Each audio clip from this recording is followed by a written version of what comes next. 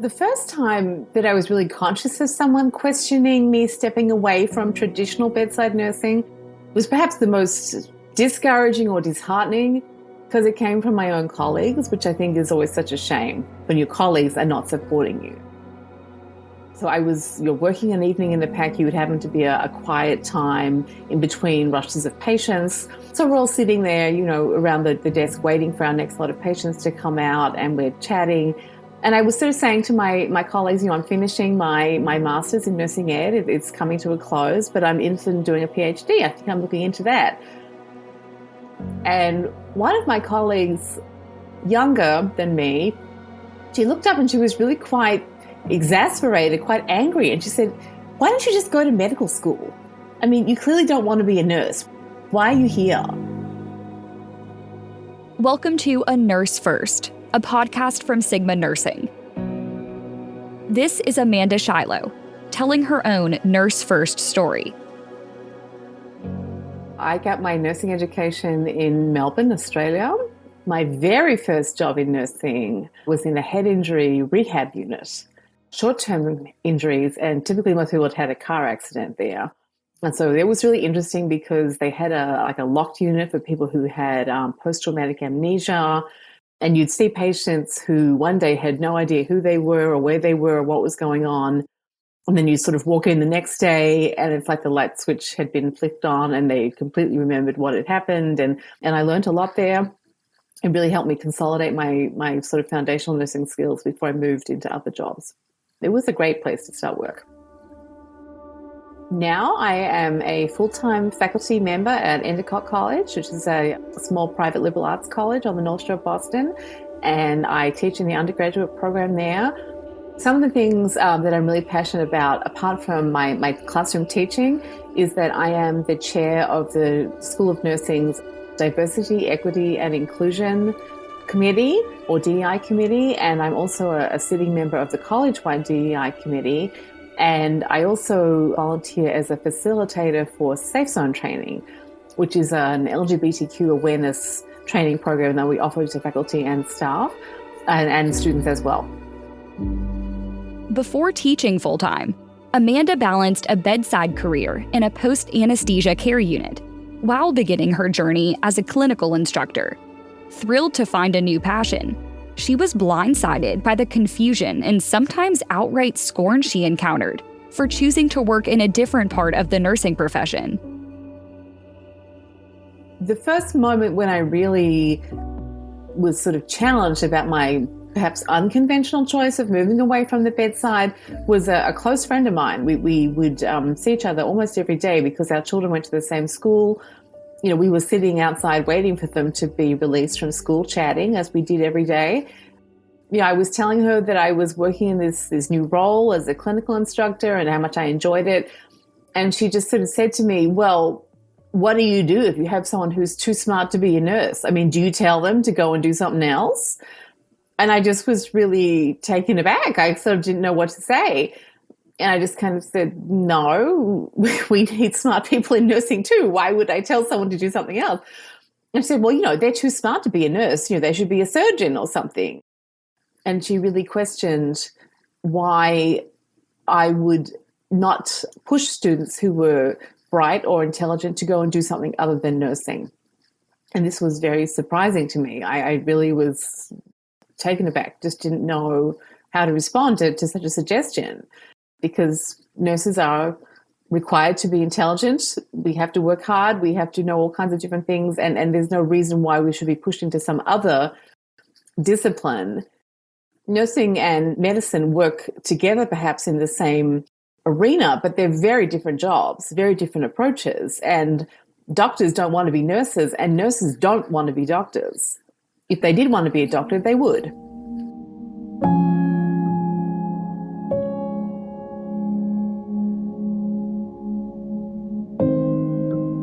So a few years later, I was sitting at a social occasion with people that I had met a couple of times, but I really didn't know them very closely.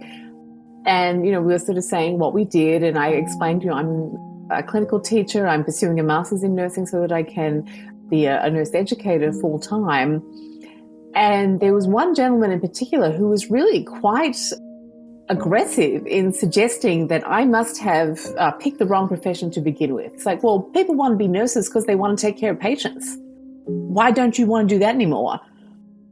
And he was really quite judgmental. And I was like, well, I did do that for 20 years and I enjoyed it. And now I'm wanting a new challenge in my career.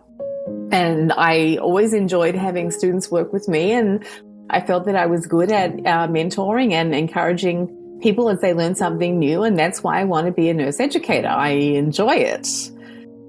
And also, if you don't have nurse educators, where do you think nurses come from? I mean, you need people to teach them. If you don't have people like me, then you're never going to have any new nurses. And it just seemed very strange to me as I thought about that after the fact. I don't think anyone would question somebody else wanting to be ambitious or wanting to try something new in their career. They go, oh, fair enough. He seemed to have such a limited view of what it is that nurses do. And how dare they sort of step outside of that picture that he had in his mind.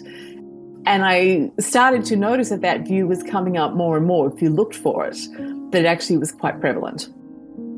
I think the stereotype of the bedside nurse exists because of a lot of different influences. I mean, first of all, what people see in the media, if you see a nurse on a television show or in a movie or whatever, they're often still not dressed appropriately. They're not engaging in the right kinds of activities.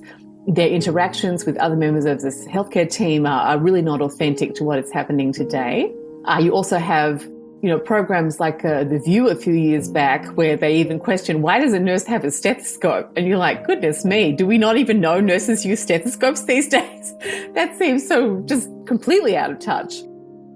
There's not a lot of knowledge about all the different things that nurses can do. I think people have one image, one traditional image.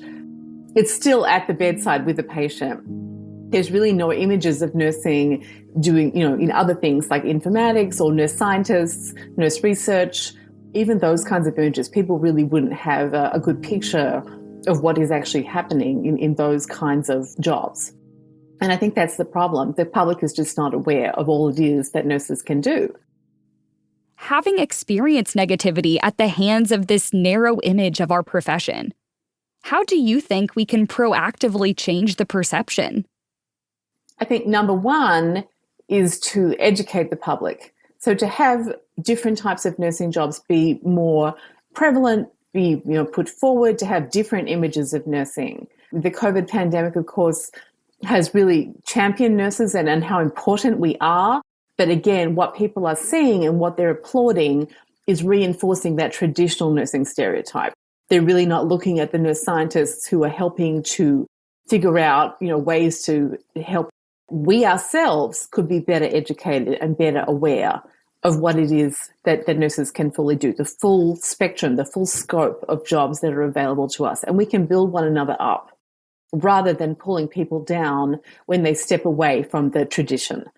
I've had another colleague who was quite angry almost that I was pursuing higher ed. It's like, well, now you're doing a PhD. What you clearly don't want to be here. What's going on? And I think that we want to build up nurses in all realms, all jobs, all levels of education, because everyone is helpful and everyone is important. Not everyone has to have a PhD. That's completely fine. But do you want to specialize? Do you want to have a niche set of knowledge that's particular to you? Do you want to go and learn about something particular through continuing ed? We always want to be learning. Nursing is a lifelong learning profession, and we don't want to be discouraging people from doing that. And I think encouraging other people to really challenge themselves to reach their full potential is a wonderful thing to do. And also to recognize that not everybody's pursuit has to be the same. You don't have to have the same path. Reaching your full potential does not have to look the same for every person. We're all intelligent, we're all valuable to the profession, and we all have a lot to offer. And when we all are doing what we want to do and we acknowledge and recognize the value in what others are doing as well, that is when we're all going to be at our best. No matter where you work, with a patient directly or not, everything that nurses do is to better the outcome for the patient. Whether it's a scientist, whether it's an educator, it's all about the patient ultimately. To be your best is to pursue what you're passionate about. If you pursue what excites you and what you really want to learn about, where you're just motivated to pursue that, you're going to be doing your best work and you're really going to feel that you are contributing and it's going to be of value.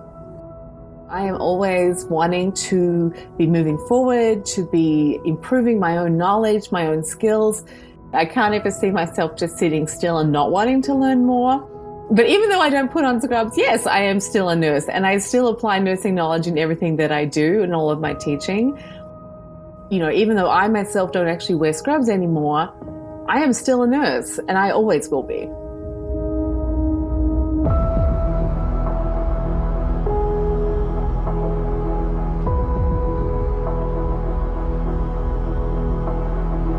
Thank you for listening to A Nurse First from Sigma. If you loved this episode, do us a favor and subscribe, rate, and leave us a review. It is very much appreciated. For more information about A Nurse First and Sigma, visit sigmanursing.org. Until next time.